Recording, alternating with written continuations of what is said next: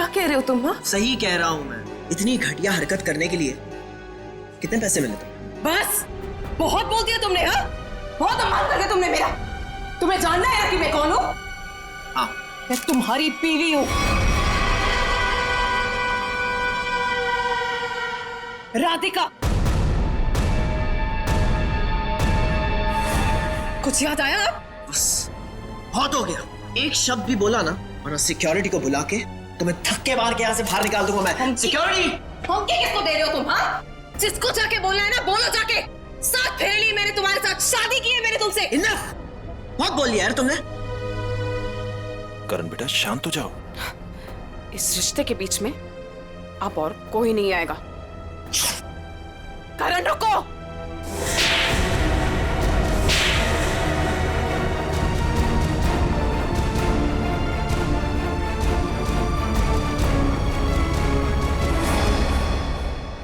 दो तमाचे उन 2 सालों के लिए जो मैंने तुम्हारी याद में बिताए हैं। तुमने मुझे थप्पड़ मारा। मुझसे दुश्मनी बहुत महंगी पड़ेगी। पता है मैं कौन हूँ? पता है तुमने किससे दुश्मनी मोल ली है? अपने पति से। मैं तुम्हारा पति नहीं हूँ। अगर मैं तुम्हारा पति हूँ ना तो सबूत बताओ। अच्छा तो देते हैं ना सब। उतारो अपने कपड़े। व्हाट? तुम्हारी पीठ पे 2 काले तिल, और ये बात हमारी पत्नी के अलावा तो किसी और को नहीं पता होगी ना।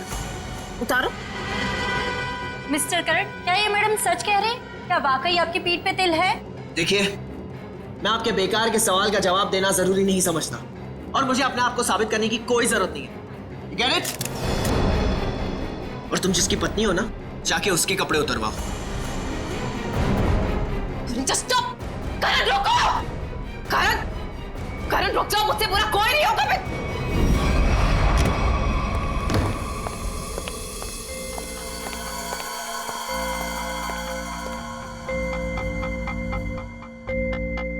छोड़ूंगा नहीं मैं उस औरत को।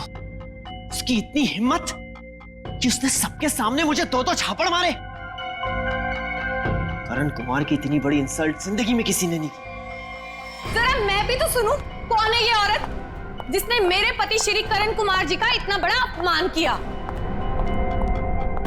देखो अनीता, मैं पहले ही बहुत बुरे मूड में हूँ। मेरे जख्म पे मरहम तो नहीं लगा सकती, कम से कम नमक तो मत छिड़को। मरहम लगाने के लिए तो कपड़े निकालने पड़ते हैं ना, जैसा कि उस औरत ने कहा था।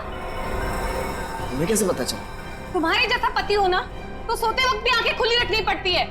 क्या मतलब तुम्हारा? सच सच बताओ कि कौन है वो औरत? अगर वो तुम्हारी पत्नी है तो फिर मैं कौन हूँ? तुमने मेरे साथ धोखा किया। एक मिनट बंद करो ये सब तुम, और अपनी इल्जामों की गाड़ी पे जरा ब्रेक लगाओ। मैं उस औरत को जानता तक नहीं, कभी मिला नहीं उससे। वो झूठ बोल रही है। झूठ बोलने वाले इतने यकीन से झूठ नहीं बोलते हैं। चलो मान लिया वो तुम्हारी पत्नी नहीं है, लेकिन कुछ गड़बड़ की होगी तुमने। सच सच बताओ कि कौन है वो? क्या रिश्ता है तुम्हारा उस औरत के साथ? ये कैसी बातें कर रही हो तुम? मुझ पे शक कर रही हो? मुझ पे? मैं एक वफादार पति हूँ। हाँ पता है कितने वफादार हो तुम। अगर अपने झूठ का ज्यादा ढोल बजाया ना तो केस कर दूंगी तुम पे। पता है ना अदालत बेवफाई की क्या सजा देती है? बेवफाई? मैं कोई बेवफाई नहीं कर रहा हूँ। वो औरत अपने आप को राधिका कह रही है। राधिका? राधिका? क्यों? तुम्हारा जो खबरी था, जो इतना मिर्च मसाला लगा के तुम्हें इतनी सारी खबरें दे रहा था, उसने ये नहीं बताया कि वो औरत अपने आप को राधिका कह रही है। मगर वो राधिका कैसे हो सकती है? राधिका? वही तो मैं कह रहा हूँ, वो राधिका कैसे हो सकती है? तुम ही सोचो, राधिका को मरे हुए 2 साल हो गए और वो एक मरे हुए इंसान के बारे में इतना घटिया मजाक कर रही है। मैं उसे छोड़ूंगा नहीं। डैडी ने सही कहा था कि बेटा ये लड़का तुम्हारे लिए ठीक नहीं है। अरे मेरी तो जिंदगी बर्बाद हो गई। देखो, अब एक शब्द भी और बोला ना तो तुम्हें सीधा तुम्हारे डैडी के घर भेज दूंगा मैं। समझी तुम? देखो, एक मिनट, ऑफिस से फोन है, मुझे जाना होगा। हाँ मैं आ रहा हूं। करण रुको, करण सुनो, करण। आइए सासू माँ, चाहे मैं कितना भी चीख लूं चिल्ला लूं, पर आपके बेटे के कानों पर तो जू तक नहीं रेंगती है। अरे बहू, मैं तो दवाई खा के सो रही थी, तुम्हारे शोर से उठ गई। तो आपको अब मेरा गम शोर लगने लगा है। पता नहीं मैंने इस घर को अपना ससुराल क्यों बनाया। हुआ क्या है? और इतने गुस्से में करण कहाँ गया? जब आपका बेटा आए ना तो खुद ही अपने बेटे से पूछ लेना कि वो औरत कौन है। औरत? कौन सी औरत? अरे कोई बताएगा मुझे कि ये घर में हो क्या रहा है? छोड़ूंगी नहीं उस आदमी को। समझता क्या है अपने आप को? मेरे रूम का काट दो।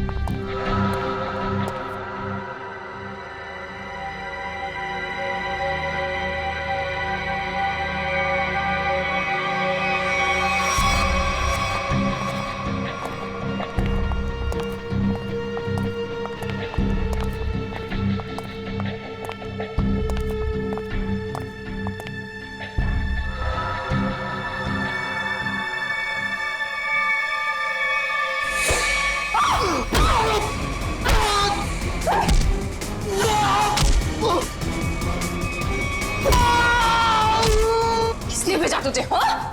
मेरे पति के दूसरे बीवी ने भेजा है ना? तुझे पता है नकली है, असली मैं हूँ। तुझे पुलिस वाले बताएंगे हम, समझा?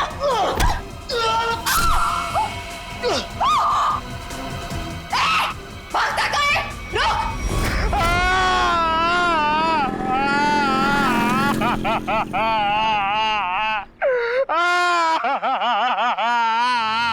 अबे पंकज, ये किस तरीके से रो रहा है?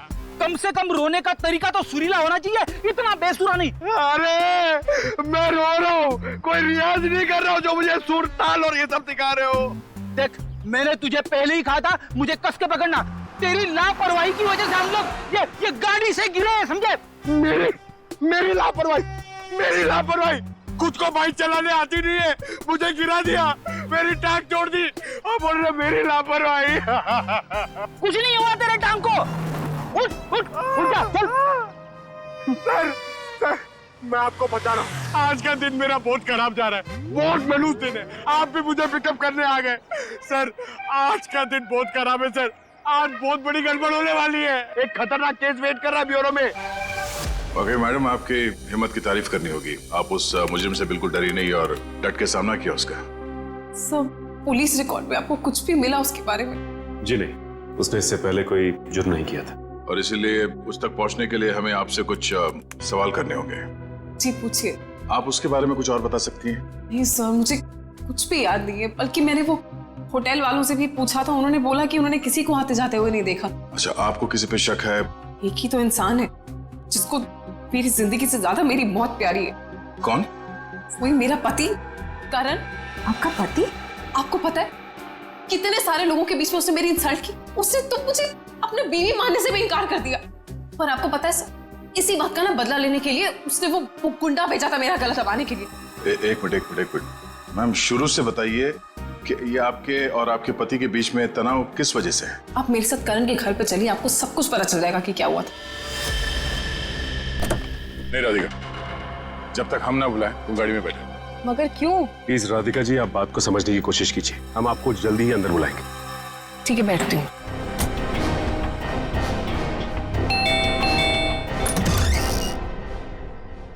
जी आप लोग? सीआईडी। अंदर आइए प्लीज। आइए बैठिए। ये आप लोग कहीं बाहर जाने वाले हैं क्या? नहीं, हम बस बाहर से आए थे, मगर बात क्या है? आपकी तारीफ? जी, ये मेरे मामा है, जतिन मामा, और मैं करण कुमार, इस घर का मालिक। क्या बात है ऑफिसर, आप लोग यहाँ ऐसे? मुझे थोड़ी घबराहट सी हो रही है। घबराने की कोई जरूरत नहीं। देखिए हम लोग सिर्फ आपकी बीवी से कुछ पूछताछ कर रहे हैं। मेरी बीवी? वो तो ऊपर है। ऊपर है वो तो।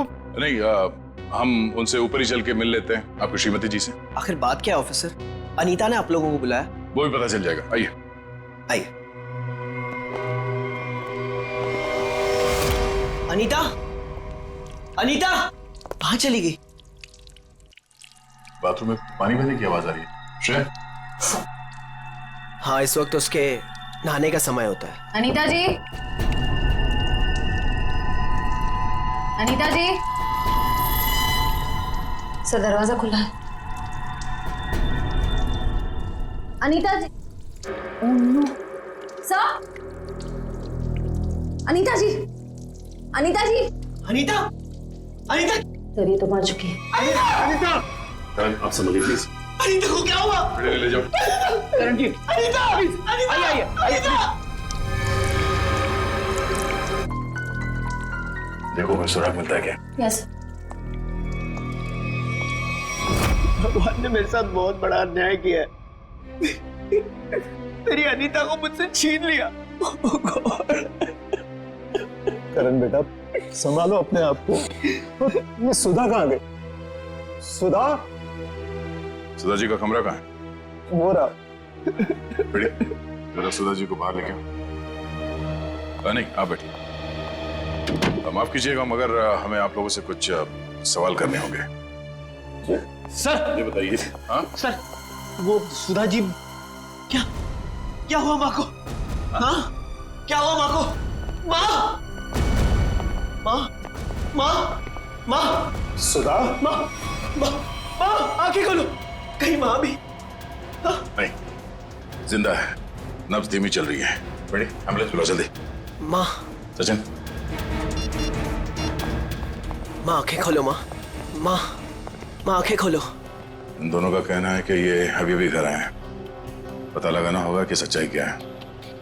दोनों को अलग अलग ले जाके पूछताछ करनी होगी। सर, मैं भी अपनी माँ के साथ अस्पताल जाना चाहता हूँ सर। मुझे उनकी बहुत चिंता हो रही है। प्लीज सर, मुझे जाने दीजिए। घबराइए नहीं, हमारा एक ऑफिसर गया आपकी माँ के साथ उनका ध्यान रखने के लिए।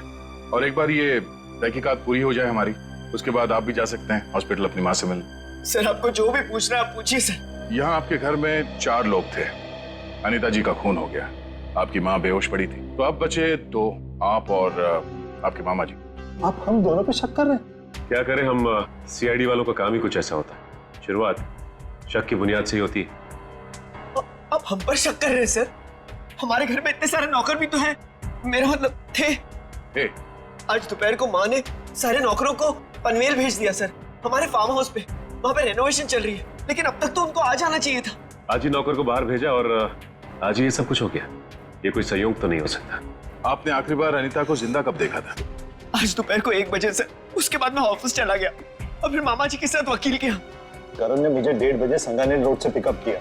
वहां से हम वकील के पास गए। और इस बीच आप दोनों की अनीता जी या सुधा जी से कोई बात हुई थी? नहीं, कोई बात नहीं, कोई फोन भी नहीं आया। वकील के साथ मीटिंग करने के बाद हम 4 बजे तक घर लौट आए। और घर का दरवाजा किसने खोला? मैंने आपको कहा ना, घर में सबके पास एक एक चाबी है घर की। मैंने अपनी चाबी से दरवाजा खोला और मैं और मामा जी घर में आ गए। हमें 5 मिनट भी नहीं हुए थे बैठे हुए कि घर की घंटी बजी और देखा कि आप लोग आ गए सर। और इस बीच आपने जाके देखा नहीं कि आपकी माँ और आपकी बीवी अनीता कहाँ है? सुधा दीदी रोज दोपहर से शाम दवाई खा के सो जाती थी, मगर हाँ, घर लौटने के बाद करण ऊपर जरूर गया था। क्या कहा आप? करण ऊपर गया था? जी। चल, सचिन जी का कहना है कि करण आते ही सबसे पहले ऊपर सीढ़ियों पे गया। अच्छा, तो आपने मरने से पहले अपने बीवी को देखा होगा? जी नहीं। नहीं? तो मामा जी झूठ बोल रहे? नहीं तो मैंने ऐसा तो नहीं कहा था ना। मैं ऊपर जा रहा था, लेकिन कमरे तक पहुंचने से पहले मेरा फोन बजने लगा। ऊपर नेटवर्क का प्रॉब्लम है, इसलिए मैं वापस नीचे आ गया।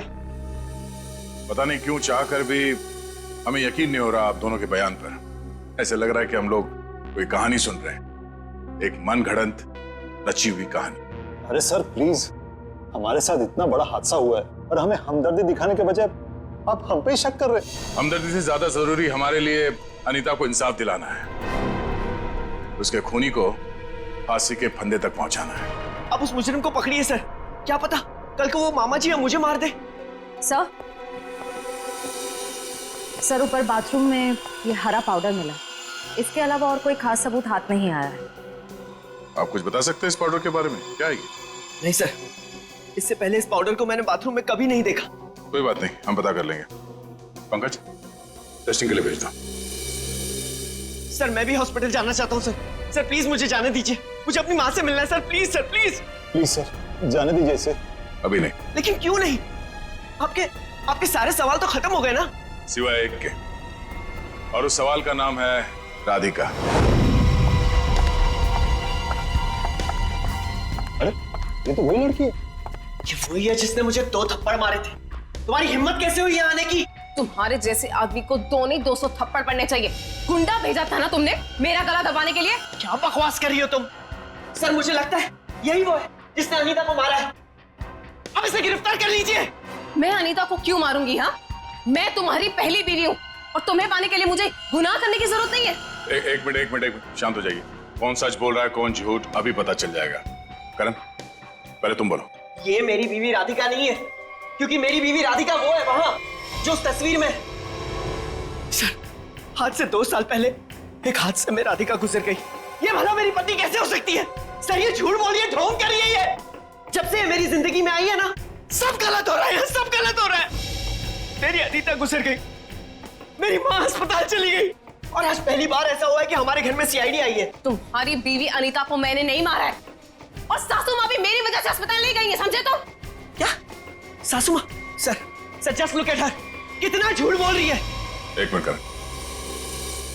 मैम, फोटो में जो ये लड़की है उसका चेहरा और आपका तो बिल्कुल अलग है। कोई मेल नहीं खाता, जमीन आसमान का फर्क। सर अब मुझे 2 मिनट दीजिए, मैं साबित कर दूंगी कि ये फोटो वाली लड़की वही हूँ। ठीक है, साबित कीजिए। करण, तुम और मैं 2013 जुलाई में जयगढ़ गए थे ट्रैकिंग के लिए। तुम और मैं नहीं गए थे, मैं और मेरी पत्नी राधिका गए थे।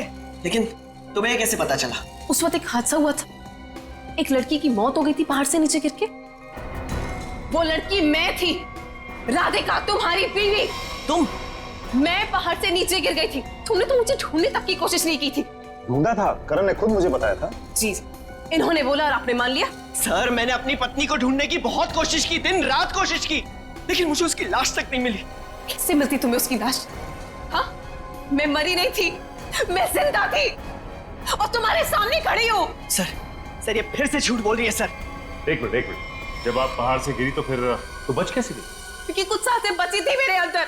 आपको पता है 2 साल लगे थे मेरी हड्डियां छोड़ने में, पूरा चेहरा खराब हो गया था मेरा। वो तो शुक्र है डॉक्टर पुनीत का जिन्होंने मुझे नया चेहरा दिया। लेकिन शादी को देखिए, अभी तक मारने को तैयार नहीं कि मैं इसकी बीवी हूँ। सर झूठ बोल रही है, ये बेकार की कहानियां बना रही है, ढोंग कर रही है। क्यों झूठ बोल रही हो? क्या करूं मैं? कहां खींच के दिखाऊं कि मैं तुम्हारी बीवी हूं? तुम्हें जो करना जाके करो, जिससे पता करना जाके करो। मैं क्यों करूं? सच क्या है और झूठ कौन बोल रहा है वो भी सामने आ जाएगा।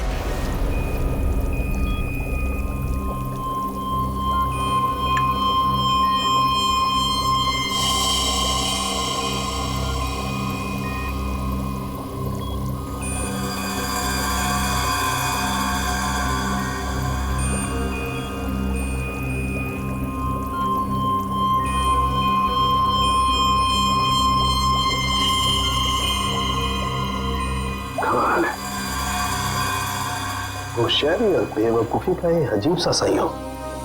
चालू के साहब, आप इतने उलझे उलझे क्यों लग रहे? आपको तो खुश होना चाहिए, इस बार हमने जो तगड़ा सबूत दिया है आपको, वो पाउडर।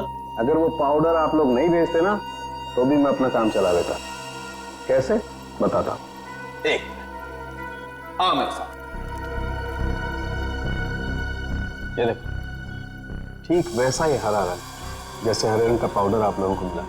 करण की माँ सुधा जी, उन्हें भी इसी तरह के केमिकल से बेहोश किया गया था?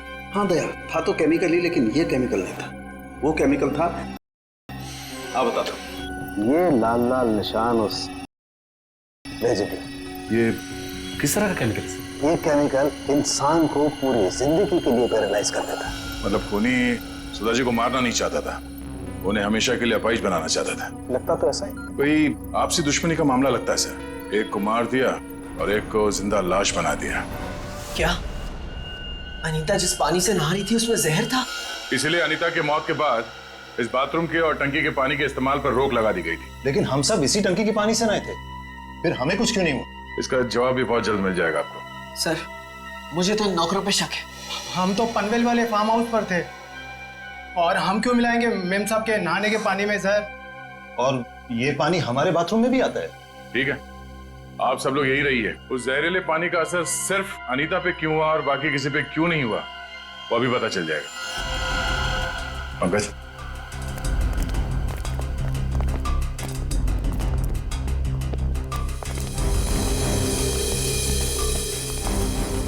बड़ी शावर को खोलो। अगर जहर पानी में है तो उस केमिकल के अवशेष इसमें जरूर मिलेंगे।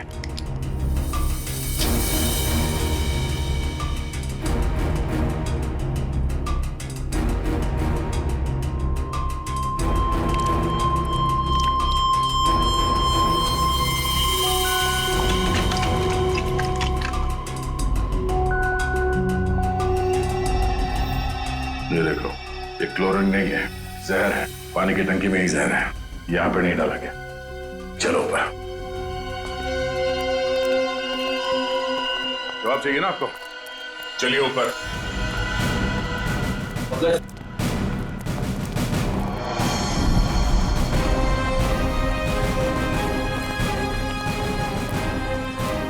सर ये पानी की टंकी में जहर क्यों होगा? अगर इसमें जहर होता तो हम सब जिंदा कैसे हैं? हो सकता है आप लोग कई दिनों से नहाए नहीं हो।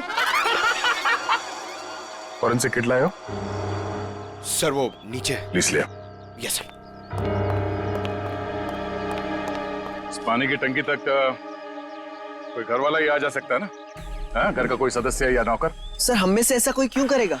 अब ये काम तो किसी बाहर वाले का हो नहीं सकता। बाहर वाला कोई भी इतनी आसानी से आपके घर के पानी की टंकी तक कैसे पहुंचेगा?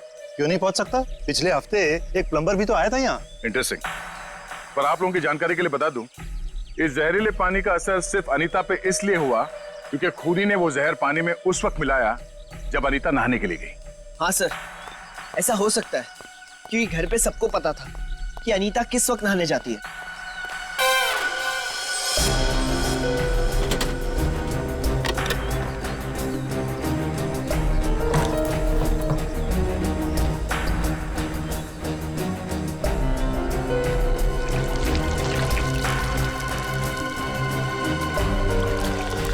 थैली यहाँ कैसे?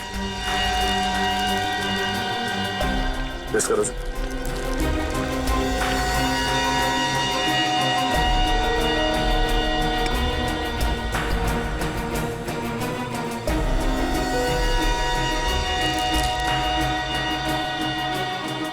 सर पानी में जहर है। क्या? पानी में जहर है?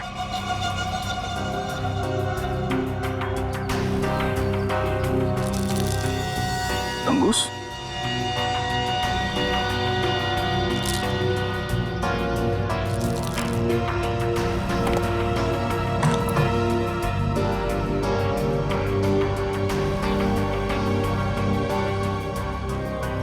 क्या कहा आपने? एक हफ्ते पहले प्लम्बर आया था? जी। लगता है उसी दौरान ये सब हुआ है। किसी ने वो जहर इस प्लास्टिक में डालकर यहाँ पे रख दिया था और उसे तंगूस से बांध के नीचे कनेक्ट किया था। और जैसे ही अनीता बाथरूम में गई नहाने के लिए, उसने तंगूस को खींचा। प्लास्टिक के अंदर जो जहर था वो पानी में घुल गया और अनीता की मौत हो गई। लेकिन सर, घर के किस सदस्य का काम है ये? कैसे पता चलेगा? बेटी, अगर किसी ने तंगूस यहां से खींचा है तो जरूर आसपास किसी न किसी ने तो देखा होगा कुछ। आसपास लोगों से पूछते हैं। क्या आसपास किसी ऐसे आदमी से पूछना होगा जो घंटों एक ही जगह पे बैठा रहता है, जैसे कोई दुकानदार, फेरी वाला, कोई बिल्डिंग का वॉचमैन।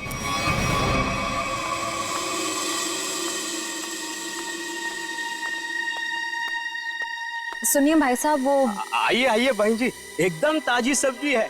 कौन सी दूं? नहीं नहीं, मुझे सब्जी नहीं लेनी है, मैं सीआईडी से हूँ। हमें आपसे कुछ सवाल करने। सवाल? कौन से मैडम सवाल? तो आप रोज बैठते हो यहाँ पे सब्जी बेच रहे हैं? पिछले 2 साल से हम यहाँ दुकान लगा रहे हैं साहब। तो पिछले 2 साल से आप ये सामने वाला घर भी देख रहे होंगे? हाँ साहब। परसों दोपहर को 1 से 3 बजे के बीच में तुमने किसी आदमी को देखा था उस घर के आसपास? तो ऐसा आदमी जिसपे तुम्हें शक हुआ हो, तो उस घर के आसपास बहुत देर से खड़ा हो। परसों साहब, हाँ, वो घर का जो नौकर है ना साहब, वो घर के बाहर बहुत देर तक खड़ा रहा साहब। वो दीवार से सट के किसी को फोन कर रहा था। हाँ, सामने आएगा तो पहचान लोगे ना? पहचान लेंगे। गुड। पंकज सर, तो मालूम है ना क्या करना है? हाँ सर, आज वो घर पे कपड़े धोने का टर्न मेरा है और जूनियर को मेरे कुत्ते को खाना भी खिलाना था और एक काम था सर वो यार। पंकज, तुम हमेशा से इतने इंटेलिजेंट थे क्या? मैं इस केस की बात कर रहा हूँ। अरे ये सर सॉरी, थोड़ा कंफ्यूज हो गया था सर। तो जाके उस घर से नौकरों को ले आओ। और हाँ, उन्हें क्या कहना है पता है ना, कि वो भी मुझे समझाना पड़ेगा। नहीं सर, पता है सर, मैं अभी लेके आता हूँ। सर, इसे अकेले क्यों भेज दिया? जरूर कुछ ना कुछ गड़बड़ करेगा ये। अच्छा, मोटर बाइक की एक्सीडेंट जैसी गड़बड़? आपको पता चल गया? सीआईडी में हूँ, बाहर की खबर रखने से पहले अंदर क्या हो रहा है ये जानना बहुत जरूरी। इसमें मेरी गलती नहीं थी, पंकज की थी। रेडी, अभी शिकायत विकायत करना बंद करो। अच्छा पंडित, वो भाजी वाला देख रहे हो? वो वहाँ, हाँ, जिसने आपके पीवी के नहाने के पानी में जहर डाला है, वो उसे पहचानता है क्या?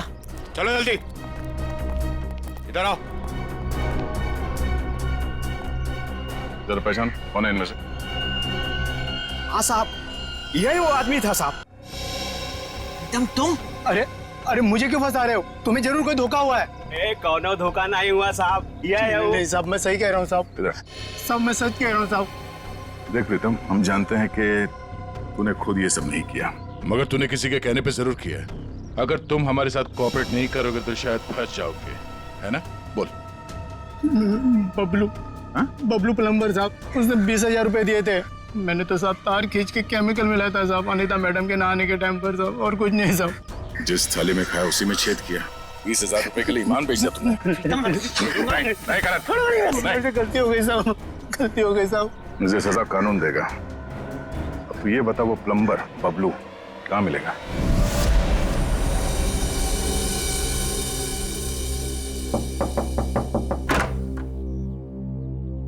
नमस्ते। नमस्ते। बबलू है क्या?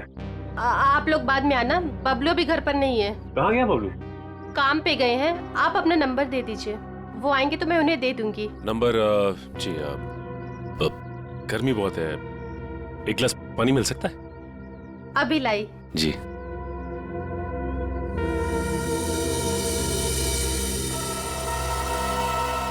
ठीक है,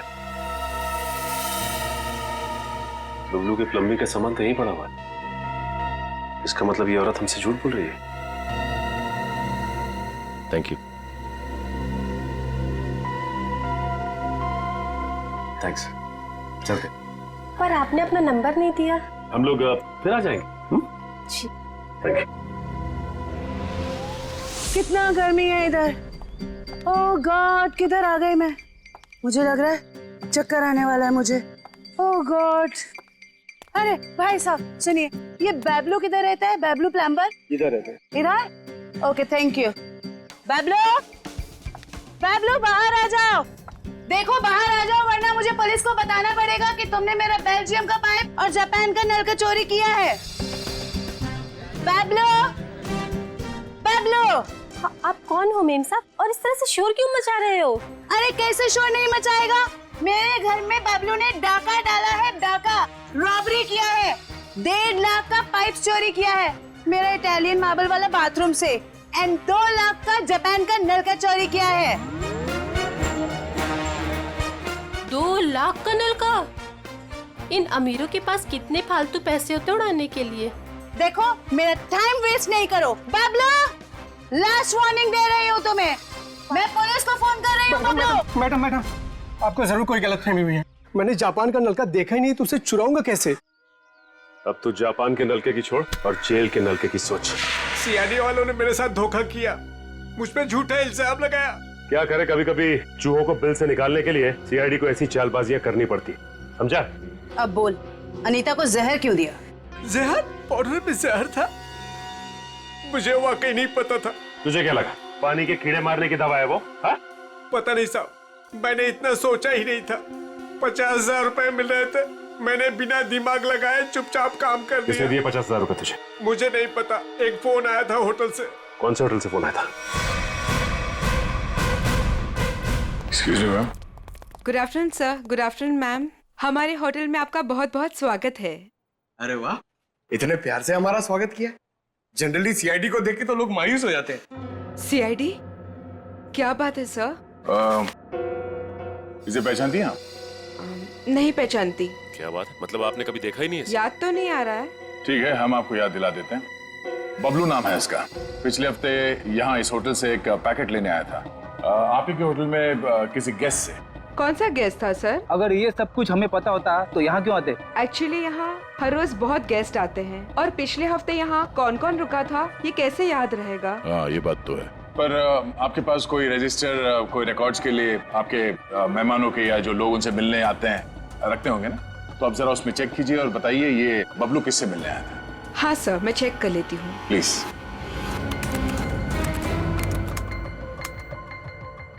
हाँ सर, मिल गया। ये 25 सितंबर की बात है। यहाँ 209 के जो गेस्ट थे उन्होंने बबलू के लिए पार्सल छोड़ा था रिसेप्शन पे। और चेकआउट कब कर गया वो? अब तक तो नहीं किया सर। मतलब वो अभी कमरे में है? नहीं, एक्चुअली मैंने उन्हें होटल के कॉफी शॉप में जाते हुए देखा था। नाम क्या आपके इस गेस्ट का? जरा देखो कहाँ है वो। ये देखिए सर, ये रहा। मिस्टर करण, आप यहाँ? ये सवाल तो मैं भी आप लोगों से पूछ सकता हूँ। हाँ, ये बात तो है, ये सवाल आप भी कर सकते हैं, मगर चूंकि सवाल हमने पहले किया है तो आप जवाब दीजिए। वो मुझे यहाँ का ऑमलेट और कॉफी बहुत पसंद है, इसलिए थोड़ी पेट पूजा करने आ गया था। अरे वाह, तुम मेरे लिए भी बोल दीजिए। सर, मेरे पेट में चूहे दौड़ रहे हैं। तुम्हारे चूहों को कह दो कुछ देर के लिए इंतजार करें, क्योंकि हम यहाँ जिस खास शख्स से मिलने आए हैं पहले उससे तुम मिलने। खास शख्स कौन है? आओ मिला दो। आजा। नमस्ते, कैसी हैं? आप लोग यहाँ? हाँ हाँ, नमस्ते इनसे भी कहिए, करण जी है। सर, आप क्यों मुझे फंसा रहे हैं? मैं बस यहाँ सेटलमेंट करने आया था। अभी तो आप कह रहे थे कि आप ऑमलेट खाने आए थे। ऑमलेट तो बस एक बहाना था। सबसे पहले ये मेरी पत्नी राधिका है ही नहीं, तो मैं चाहता था कि कुछ पैसे देकर मामले को यहीं रफा दफा कर दूं बस। वैसे आपकी जानकारी के लिए बता दूं कि पिछले कुछ दिनों में आपकी जिंदगी में जो कुछ भी हो रहा है वो इन्हीं की मेहरबानी है। सब मेरी जिस जयगढ़ इलाके में आपकी राधिका का एक्सीडेंट हुआ था वहाँ के सभी प्लास्टिक सर्जन से बात हो गई है हमारी। क्या सच कह रही? यही तुम्हारी असली बीवी है? I can't believe it। यकीन हुआ तुम्हें कि मैं ही राधिका? यकीन तो हमें भी हो गया कि अनीता का खून, हमारे पास मदद के लिए आने का वो ड्रामा और सुधा जी के ऊपर हमला, ये सब तुम्हारी दिमाग की उपज है। सर, मैंने ये सब नहीं किया सर। आपको कोई गलतफहमी होगी सर। वैसे हम अपनी गलतफहमी दूर करने के लिए हम लोग यहाँ पे आए हैं। राधिका, क्या हुआ? राधिका, राधिका, राधिका, सही, राधिका। ओह नो, क्या पानी में जहर डाल दिया? बेटा, किसने दिया? सर, वो उधर गया। एम्बुलेंस को फोन करो। राधिका, राधिका। Hello, ambulance.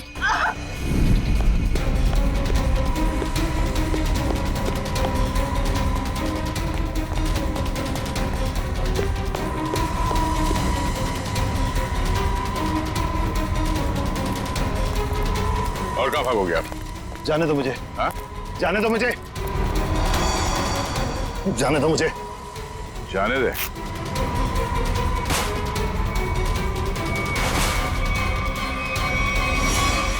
अम्मा जी, आप? तुझे छोड़ दे? हाँ?